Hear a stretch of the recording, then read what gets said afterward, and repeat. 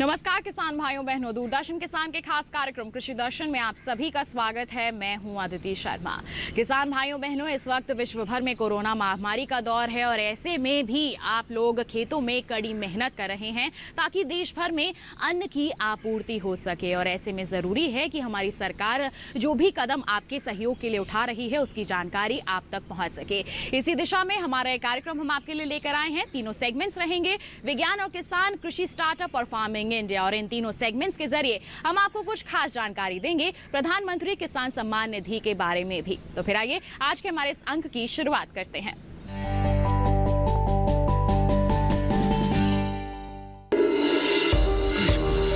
ये निधि है मान सम्मान की, कृषकों के कल्याण की। भारत सरकार की एक महत्वाकांक्षी योजना, प्रधानमंत्री किसान सम्मान निधि योजना यानी पीएम किसान, पूरे देश में फैला रही है किसान परिवारों की इस खुशहाली को। साथियों, हम देश के अन्नदाता को उन्नत करने के लिए हर संभव प्रयास कर रहे हैं। जब आपकी उन्नति होगी तो पूरे राष्ट्र की उन्नति तय है। सिर्फ आत्मनिर्भर किसान ही आत्मनिर्भर भारत की नींव डाल सकता है। एक बार फिर से करोड़ों किसान परिवारों को पीएम किसान सम्मान निधि के लिए मैं आपको बहुत बहुत बधाई देता हूं। पीएम किसान योजना के अंतर्गत प्रत्येक भूजोद्धारी किसान परिवार को हर 4 महीने पर 2000 रुपए की सम्मान निधि सीधे उसके बैंक में जमा की जाती है।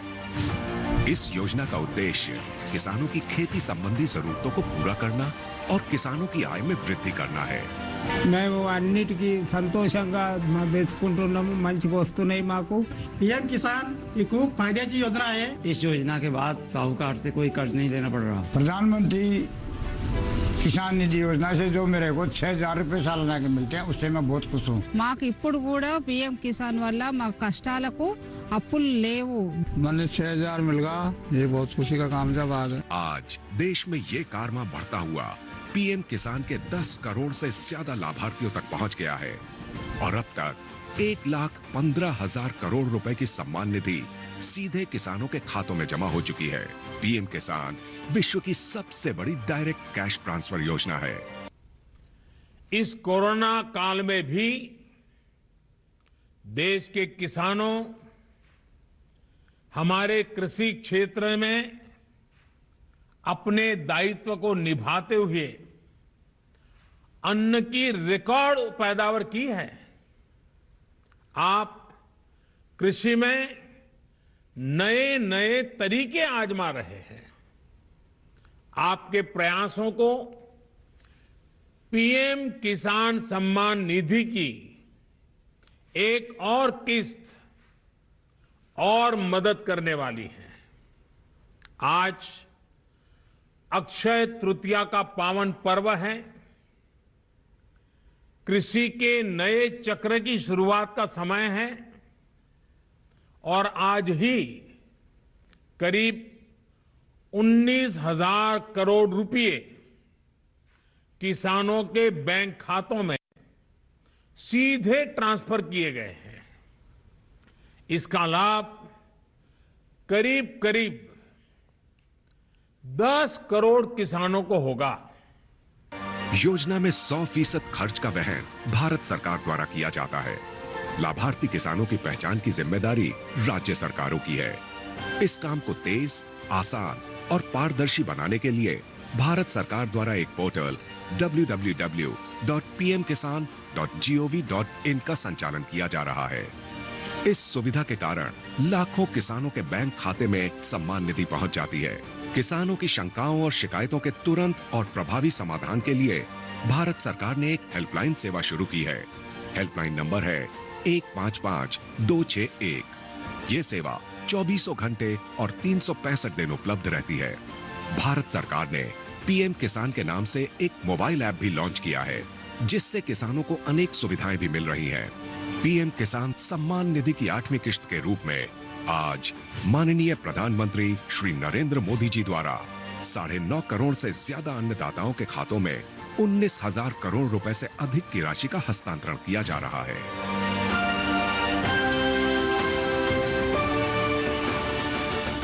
साथियों, पीएम किसान सम्मान निधि से विशेष रूप से छोटे और मझोले किसानों को अधिक लाभ हो रहा है। आज के कठिन समय में ये राशि इन किसान परिवारों के बहुत काम आ रही है। अभी तक इस योजना के तहत देश के लगभग 11 करोड़ किसानों के पास लगभग 1,35,000 करोड़ रुपए पहुंच चुके हैं। मतलब कि 1.25 लाख करोड़ से भी ज्यादा सीधे किसानों के खाते में, कोई बिचौलिया नहीं। इनमें से सिर्फ कोरोना काल में ही 60,000 करोड़ रुपए से ज्यादा पहुंचे हैं। जरूरत के समय देशवासियों तक सीधी मदद पहुंचे, तेजी से पहुंचे, जिसको जरूरत है उस तक पूरी पारदर्शिता के साथ पहुंचे, यही सरकार का निरंतर प्रयास है। तो आइए किसान भाइयों बहनों, आज के हमारे इस कार्यक्रम की हम शुरुआत करते हैं विज्ञान और किसान सेगमेंट के साथ। हमारे देश में पशुपालन बहुत ही अच्छे स्तर पर किया जाता है और हमारे देश की महिलाएं इससे खास तौर पर जुड़ी होती हैं। डेयरी व्यवसाय की बात करें तो ग्रामीण क्षेत्रों में इसे बढ़ चढ़कर हमारी महिलाएं अपना रही हैं। हरियाणा की बात करें तो यहाँ पर कई ऐसे स्वयं सहायता समूह हैं जो डेयरी व्यवसाय से जुड़े हुए हैं और अच्छी आमदनी भी अर्जित कर रहे हैं। और उनकी सफलता के पीछे का जो श्रेय है वो जाता है करनाल स्थित राष्ट्रीय डेयरी अनुसंधान संस्थान को। किस तरह से यहाँ से प्रशिक्षण प्राप्त करके यहाँ की महिलाएं सफल हो रही हैं, आइए जानते हैं हमारे सेगमेंट के जरिए।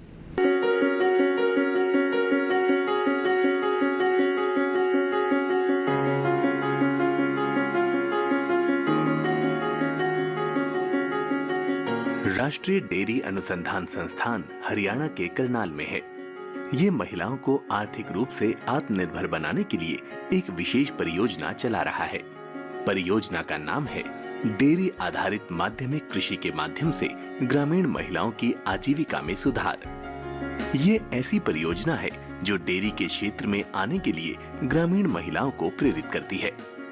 हरियाणा की बहुत सी महिलाओं ने डेयरी के जरिए आय सृजित करने के लिए स्वयं सहायता समूहों का गठन किया है। राष्ट्रीय डेयरी अनुसंधान संस्थान की परियोजना का उद्देश्य ये है कि महिलाएं खाली समय का इस्तेमाल डेयरी आधारित गतिविधियों पर करें और परिवार की आमदनी में योगदान दें। इसके लिए डेयरी संस्थान महिलाओं को दूध आधारित उत्पाद बनाने का प्रशिक्षण देता है। ये संस्थान मूल्यवर्धित डेयरी उत्पादों पर अब तक करीब 50 प्रशिक्षणों का आयोजन कर चुका है, जिनमें 27 गांवों की 635 ग्रामीण महिलाओं ने हिस्सा लिया। प्रशिक्षण कार्यक्रम भारतीय राष्ट्रीय कौशल परिषद ने निर्धारित राष्ट्रीय कौशल योग्यता फ्रेमवर्क के अनुसार तैयार किया है। प्रशिक्षण के बाद स्वयं सहायता समूहों ने काम शुरू किया और अलग अलग कामों को आपस में बांट लिया। मिसाल के तौर पर 2-3 महिलाएं दूध संग्रहण के काम में लग गईं, कुछ महिलाएं उत्पाद बनाने लगी, जबकि कुछ की जिम्मेदारी पैकेजिंग की होती है। इसके अलावा कम से कम एक महिला मार्केटिंग का काम देखती है और एक हिसाब किताब रखती है। इस तरह ये महिलाएं अपने परिवार के लिए अलग से कमाई का इंतजाम कर लेती हैं और उनमें डेयरी आधारित उद्यम अपनाने की क्षमता भी विकसित हो सकती है। एनडीआरआई ने महिला सशक्तिकरण लैब में ऑन कैंपस ट्रेनिंग का भी आयोजन किया। अधिकतम महिलाओं को प्रशिक्षित करने के उद्देश्य से संस्थान ने चयनित गांवों में प्रशिक्षण कार्यक्रम आयोजित किए। करनाल, पानीपत और सोनीपत ने इस दिशा में शानदार काम किया है। अपने उद्यम के शुरुआती दौर में ही ज्यादातर समूहों ने 5,000 से लेकर 20,000 रुपए तक की अतिरिक्त आमदनी हासिल की। समूह अब अपने उत्पादों को अन्य पारिवारिक कार्यों, सरकारी मेलों, आयोजनों और विवाह के दौरान आसपास के क्षेत्रों में बेच रहे हैं। करनाल में मंगलोरा गांव है। यहाँ के एक स्वयं सहायता समूह ने तो भारतीय स्टेट बैंक से डेयरी पशुओं की खरीद के लिए 10,50,000 रुपए का ऋण लिया। ये समूह नाबार्ड और राज्य लाइन विभागों की ओर से आयोजित मेलों में भी दूध, पनीर, मट्ठा और गुलाब जामुन बेचने का काम कर रहा है। करनाल ही के 2 और समूह अपने ही गांवों में घी और खोआ बेच रहे हैं। करनाल जिले के भारतीय स्वयं सहायता समूह ने तो सर्वश्रेष्ठ स्टॉल का पुरस्कार भी जीता। संस्थान की ओर से इसी साल फरवरी में आयोजित राष्ट्रीय डेयरी मेले के दौरान भारतीय समूह ने पनीर बनाने की प्रतियोगिता में भी पहला स्थान हासिल किया। कोविड-19 के दौरान कुछ स्वयं सहायता समूह ने स्थानीय ग्रामीणों की मांग के अनुसार दुग्ध उत्पादों के साथ फेस मास्क भी वितरित किए। ये मास्क महिलाओं ने ही तैयार किए थे। समूह की नियमित आय को सुनिश्चित करने के लिए राज्य सरकार के परिसर में कैंटीन की सुविधा प्रदान करने की योजना बनाई जा रही है। ग्राहक वास्तविक डेयरी उत्पादों की आपूर्ति के लिए 10 से 20% अतिरिक्त मूल्य का भुगतान करने के लिए भी तैयार हैं। आजकल मिलावट का दौर है। स्वयं सहायता समूह के माध्यम से उपभोक्ताओं को अच्छी गुणवत्ता वाले मिलावट रहित डेयरी उत्पादों की उपलब्धता को बढ़ावा देने में भी मदद मिली है। अब कार्यक्रम में वक्त हो चला है कृषि कैलेंडर पर नजर डालने का। जी हाँ, वर्तमान समय में किस तरह के कृषि कार्य आप अपने खेतों में कर सकते हैं, इसकी जानकारी अगर आपके पास हो तो ये आपके लिए सोने पर सुहागा साबित हो सकता है। वर्षाकालीन भिंडी की बुआई के लिए किस तरह की आपको तैयारियां करनी है, कौन कौन से कृषि कार्य करने हैं, इन तमाम जानकारियों के लिए आइए नजर डालें कृषि कैलेंडर पर। भिंडी की अगेती बुआई के लिए A4 परबनी क्रांति आदि किस्मों की बुआई हेतु खेत तैयार कर ले। बुआई से पूर्व खेत को तैयार करें और 2 से 3 बार जुताई अवश्य करें। पूरे खेत को उचित आकार की पट्टियों में बांट ले जिससे कि सिंचाई करने में सुविधा हो। वर्षाकालीन भिंडी के लिए कतार से कतार की दूरी 40 से 45 सेंटीमीटर और पौधे के बीच 25 से 30 सेंटीमीटर का अंतर रखना उचित रहता है। बुआई के लिए बीज की मात्रा 20 से 25 किलोग्राम प्रति हेक्टेयर रखें। 2 ग्राम कैप्टॉन अथवा थिरम से प्रति किलोग्राम बीज को उपचारित करें। भिंडी के बीज सीधे खेत में ही बोए जाते हैं। वर्षा ऋतु में जल भराव से बचाव हेतु उठी हुई क्यारियों में ही भिंडी की बुआई करें। इसी के साथ कार्यक्रम में वक्त हो चला है एक छोटे से ब्रेक का। आप कहीं मत जाइए, जल्द ही हाजिर होंगे। बने रहिए दूरदर्शन किसान पर और देखते रहिए हमारा कार्यक्रम कृषि दर्शन।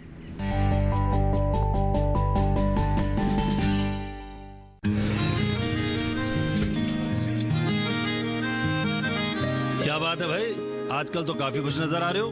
क्यों ना हो, अब मैं ऑर्गेनिक खेती जो कर रहा हूँ ये पूरा प्राकृतिक है, ऑर्गेनिक है।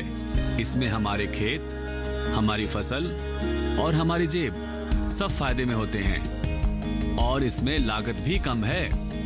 जी हाँ, आप भी ऑर्गेनिक खाद का प्रयोग करें, अपनी फसल और मिट्टी को तंदुरुस्त बनाएं और आपकी आमदनी में इजाफा करें। अधिक जानकारी के लिए किसान call centre toll free number 1800-180-1551 पर कॉल करें और लॉग ऑन करें kisan.gov.in और farmer.gov.in। कृषि और किसान कल्याण मंत्रालय द्वारा किसान हित में जारी।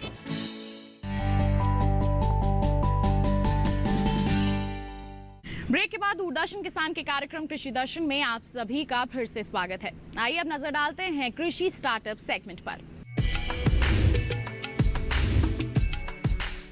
हमारा देश पुरुष प्रधान देश है और ग्रामीण क्षेत्रों की बात करें तो वहां तो ये प्रवृत्ति ज्यादा देखने को मिलती है, लेकिन हमारी महिलाएं भी किसी से कम नहीं हैं। कुछ ऐसा कर गुजरती हैं कि हमारे पुरुषों को भी उनका लोहा मानना पड़ता है। ऐसी ही एक महिला हैं राजकुमारी देवी। जी हाँ, इन्होंने 2 दशकों से खेती किसानी के क्षेत्र में इतना कुछ किया है कि उसकी गूंज देश भर में सुनाई पड़ रही है। और आपको बता दें कि आज हम उन्हीं से मुलाकात करने वाले हैं जिन्हें जाना जाता है किसान चाची के नाम से।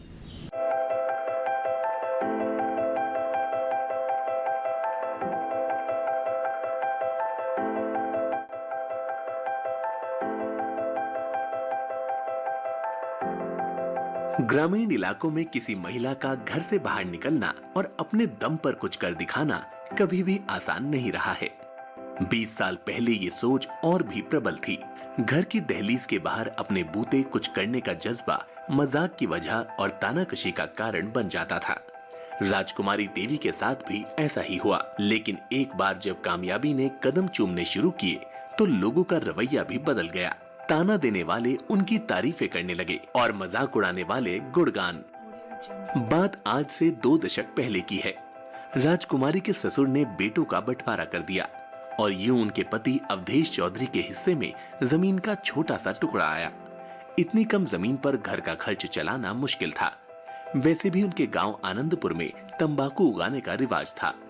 अधिकतर एक ही फसल पर निर्भर होने की वजह से किसानों को ज्यादा आमदनी नहीं हो पाती थी। इसी मजबूरी ने राजकुमारी को घर की दहलीज लांघकर खेती बाड़ी का काम अपने हाथ में लेने पर मजबूर कर दिया और इस तरह राजकुमारी का मिट्टी के साथ संघर्ष शुरू हुआ। वो साइकिल से सफर करती, खेती के नए गुण सीखती और फिर उन्हें खेतों में आजमाती। संघर्ष बड़ा था, लेकिन इस महिला के हौसले उससे भी ज्यादा बुलंद थे। तानों और फब्तियों से बचने के लिए शुरुआत में राजकुमारी देवी ने सूरज उगने से पहले और शाम में सूरज डूबने के बाद अपने खेत में जाना शुरू किया। वो जानती थी कि उनकी ये मेहनत एक दिन जरूर रंग लाएगी और उनके परिवार की हालत बेहतर हो जाएगी। उन्होंने पहला काम ये किया कि तंबाकू की प्रचलित फसल को छोड़कर केला, आम, पपीता, लीची, नींबू और ओल की खेती शुरू की। राजकुमारी देवी की मेहनत जल्द रंग लाने लगी। इस रंग को पति अवधेश चौधरी ने महसूस कर लिया था। अब वो अपनी पत्नी का सहयोग करने लगे। इससे खेती में 4 चांद लग गए। लीची की पहली ही खेप में बम्पर पैदावार हुई। मुनाफा भी आश्चर्यजनक रूप से 2 गुना हो गया। शुरुआती सफलता के बाद राजकुमारी देवी ने प्रयोग का दूसरा दौर शुरू कर दिया। उन्होंने अपने खेत को छोटे छोटे टुकड़ों में बांटकर गोभी, टमाटर, धान और सोयाबीन की फसल उगाई। इस बार नतीजे और भी चौंकाने वाले रहे। कामयाबी समाज की सोच को बदल देती है। अब गांव के लोग राजकुमारी को गंभीरता से लेने लगे, बल्कि उनका समर्थन भी मिलना शुरू हो गया। राजकुमारी देवी का मकसद सिर्फ अपने लिए मुनाफा कमाना नहीं था, वो जमाने को साथ लेकर चलना चाहती थी। उन्होंने गांव के लोगों को तंबाकू की जगह फलों और सब्जियों की खेती के लिए प्रेरित करना शुरू किया। उनका ज्यादा जोर जैविक खेती पर था। हालांकि जैविक खेती की प्रेरणा भी कोई आसान काम नहीं था। राजकुमारी देवी खुद खेती बाड़ी के नए गुर सीखने के लिए दिल्ली में पूसा कृषि अनुसंधान केंद्र आने जाने लगी। कृषि मेलों में अपने उत्पाद लेकर पहुंचने लगी और कृषि विज्ञान केंद्र के संपर्क में भी रहने लगी। सरकारी संस्थाओं से जुड़कर राजकुमारी देवी को इस बात का एहसास होने लगा कि खेत से आगे भी खेती की बहुत बड़ी दुनिया है। इस तरह उन्होंने खाद्य प्रसंस्करण में हाथ आजमाना शुरू किया और अचार, जैम और चिप्स वगैरह बनाकर लाखों की कमाई करने लगी। साइकिल चलाने की वजह से वो पहले साइकिल चाची के नाम से मशहूर हुई, लेकिन बाद में उनकी पहचान एक प्रगतिशील किसान के रूप में हुई तो किसान चाची कहलाई जाने लगी। किसान चाची गांव की महिलाओं को भी खेती से जोड़ने की मुहिम में जुट गई। कुछ ही दिनों में दर्जनों गांव की महिलाओं ने राजकुमारी देवी की तकनीक को अपना लिया। उन्होंने महिलाओं को स्वयं सहायता समूहों से जोड़ने की मुहिम चलाई। देखते ही देखते अकेले सरैया ब्लॉक में स्वयं सहायता समूहों की संख्या 35 हो गई। राजकुमारी देवी पहली ऐसी महिला किसान है जिन्हें किसान श्री के अवार्ड से सम्मानित किया गया है। बाद में सरकार ने उन्हें पद्मश्री अवार्ड से भी नवाजा। छोटे से खेत से शुरू हुआ राजकुमारी देवी का सफर आज कई मंजिलें तय कर चुका है। मन में अगर लगन हो या कुछ करने का जज्बा हो तो संसाधनों की कमी और समाज का विरोध कोई मायने नहीं रखता। इसी के साथ किसान भाइयों बहनों, कार्यक्रम में वक्त हो चला है एक और छोटे से ब्रेक का। आप कहीं मत जाइए, बने रहिए दूरदर्शन किसान पर और देखते रहिए हमारा कार्यक्रम कृषि दर्शन।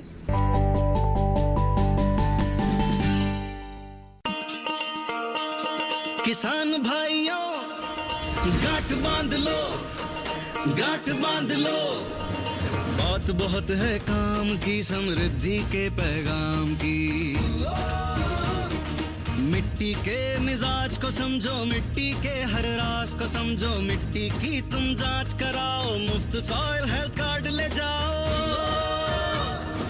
कभी मुनासिब बीज लगाओ, सही किस्म की खाद ले आओ, जितनी जरूरी उतनी डालो, सही मात्रा खुद पहचानो, इसको अपना मंत्र बना लो, मिट्टी की सेहत को जानो। बात बहुत है काम की, कम लागत अधिक वरदान की। किसान भाइयों गांठ बांध लो, आज ही मिट्टी की जांच कराएं, राज्य सरकार के कृषि अधिकारी से संपर्क करें और मुफ्त में सॉइल हेल्थ कार्ड पाएं। कृषि और किसान कल्याण मंत्रालय द्वारा किसान हित में जारी। ब्रेक के बाद दूरदर्शन किसान के कार्यक्रम कृषि दर्शन में आप सभी का फिर से स्वागत है। आइए अब कार्यक्रम में नजर डालते हैं फार्मिंग इंडिया सेगमेंट पर। आज अक्षय तृतीया का पर्व है, यानी कि कृषि के नए चक्र की शुरुआत हो रही है और आज ही के दिन लगभग 19,000 करोड़ रुपए हमारे किसानों के खातों में सीधे ट्रांसफर किए गए हैं। बता दें आपको, इससे सीधे सीधे लगभग 10 करोड़ किसानों को लाभ होगा। आज ही सुबह प्रधानमंत्री श्री नरेंद्र मोदी ने पीएम किसान के तहत लगभग 19,000 करोड़ रुपए हमारे किसानों के खातों में डीबीटी के माध्यम से हस्तांतरित किए हैं। बता दें कि इस योजना के तहत हमारे जो छोटे और मझोले किसान हैं उन्हें ज्यादा लाभ दिया जा रहा है और उससे लाभान्वित भी हो रहे हैं।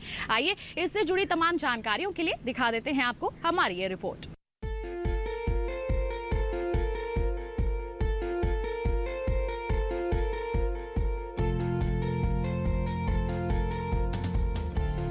पीएम किसान योजना के तहत वित्तीय लाभ की 8वीं किश्त जारी। आज पीएम किसान योजना के तहत वित्तीय लाभ की 8वीं किश्त जारी की गई। प्रधानमंत्री श्री नरेंद्र मोदी के नेतृत्व वाली सरकार ने किसानों के उत्थान और उन्हें आत्मनिर्भर बनाने के लिए काफी सराहनीय कदम उठाए हैं। बहुत सी योजनाएं लागू की है। इन्हीं में से एक योजना है प्रधानमंत्री किसान सम्मान निधि योजना। इस योजना की शुरुआत देश भर के सभी खेतीहर किसानों के परिवारों को आय सहायता प्रदान करके किसानों की आय बढ़ाने के उद्देश्य से की गई थी, ताकि उनकी कृषि और संबद्ध गतिविधियों के साथ साथ घरेलू व्यय की आवश्यकताओं को पूरा किया जा सके। प्रधानमंत्री जी की लगातार इस बात की कोशिश रही है कि गांव में अधोसंरचना विकसित हो, गांव में सुशासन स्थापित हो, गरीब के जीवन स्तर में बदलाव आए और किसान की आमदनी बढ़े। जब प्रधानमंत्री जी ने सालाना 6,000 रुपया की एक मुश्त सहायता देने का पीएम किसान सम्मान निधि का कार्यक्रम प्रारंभ किया, तो निश्चित रूप से ये उनकी आय में बढ़ोतरी का एक बड़ा साधन था।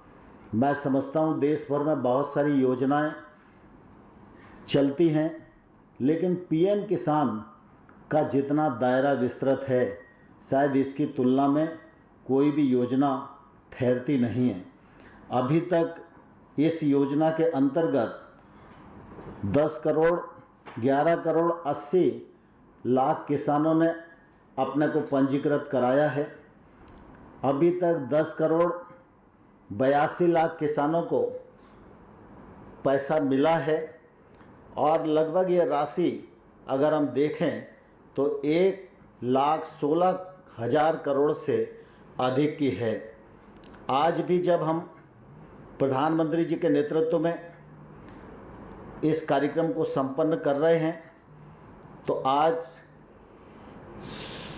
9.5 करोड़ किसानों को 20,000 करोड़ से अधिक राशि बटन दबाकर अंतरित की जाने वाली है। इस योजना के तहत प्रति वर्ष 6,000 रुपए की राशि को 2,000 रुपए की 3 मासिक किस्तों में प्रत्येक चौथे माह किसानों के बैंक खातों में सीधे हस्तांतरित किया जाता है। ये लघु और सीमांत किसानों की लगभग 1 महीने की आय के बराबर है। पैसे सीधे लाभार्थियों के बैंक खातों में डाले जाते हैं। इस योजना के तहत अब तक किसान परिवारों को 1,15,000 करोड़ रुपए से ज्यादा की सम्मान राशि हस्तांतरित की जा चुकी है। जो किसान पात्र है वो इसके दायरे में अब आ जाना चाहिए, इसमें देरी नहीं लगना चाहिए। मैं आपको विश्वास दिलाना चाहता हूँ, विभाग इस दिशा में पूरे मनोयोग के साथ काम कर रहा है। आधार लिंकिंग का भी काम चल रहा है और कुछ ही दिनों में सभी पात्र हितग्राही इसमें जुड़ जाएंगे और 100% सैचुरेशन की जो आपकी कल्पना है, उस कल्पना को हम लोग मूर्त रूप देने में सफल होंगे। आपको बता दें कि प्रधानमंत्री श्री नरेंद्र मोदी ने इस योजना का औपचारिक रूप से शुभारंभ 24 फरवरी 2019 को उत्तर प्रदेश के गोरखपुर में एक भव्य समारोह के साथ किया था। ये योजना 1 दिसंबर 2018 से प्रभावी है। लाभार्थियों की पहचान का पूर्ण दायित्व राज्य और केंद्र शासित प्रदेशों की सरकारों पर है। इस योजना के लिए एक विशेष वेब पोर्टल www.pmkisan.gov.in भी है। लाभार्थियों को वित्तीय लाभ पीएम किसान वेब पोर्टल पर उनके द्वारा तैयार और अपलोड किए गए आंकड़ों के आधार पर जारी किए जाते हैं। प्रधानमंत्री किसान सम्मान निधि योजना से किसानों की आय बढ़ाने में मदद मिल रही है।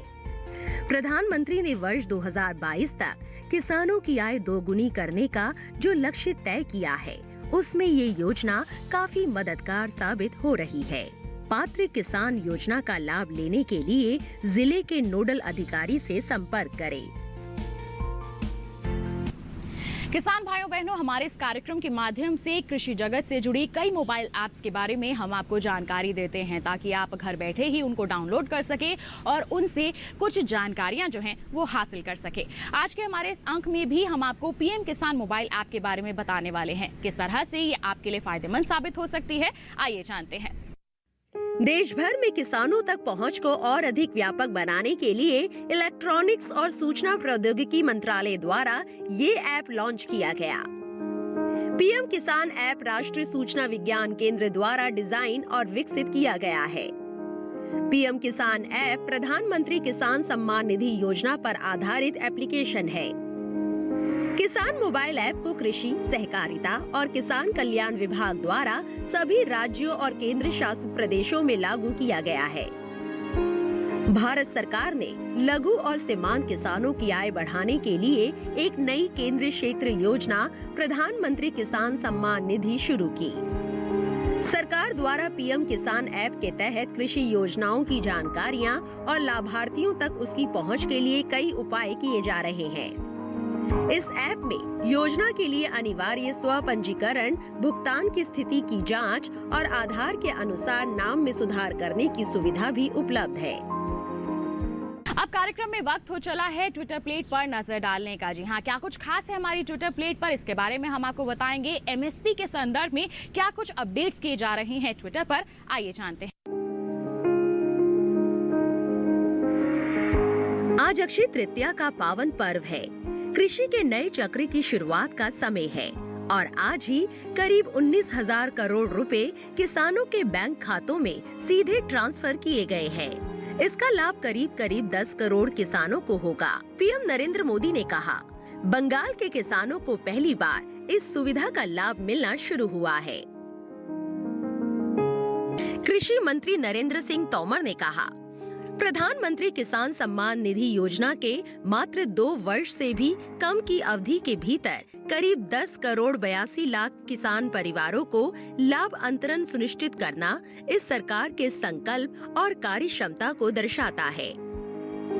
तो किसान भाइयों बहनों, ये था हमारा आज का कार्यक्रम कृषि दर्शन। हम उम्मीद करते हैं हमारे इस कार्यक्रम के माध्यम से जो भी जानकारियां आप तक पहुंचाई जा रही हैं, उससे आप जरूर लाभान्वित होंगे। अगर आप कोई सुझाव भेजना चाहते हैं तो आप हमें पत्र लिख सकते हैं। हमारा पता है कमरा नंबर 58, CPC दूरदर्शन, खेलगांव, नई दिल्ली 110049।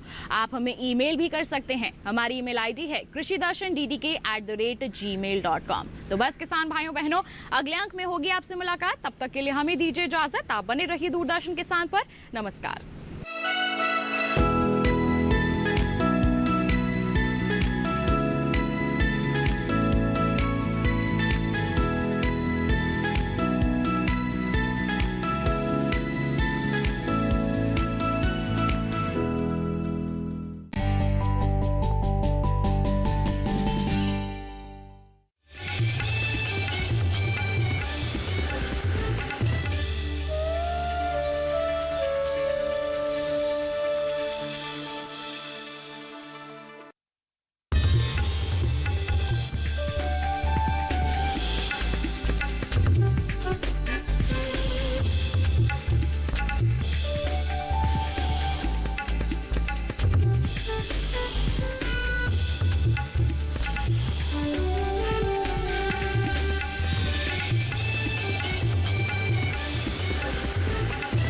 किसान, बदलते भारत की शान।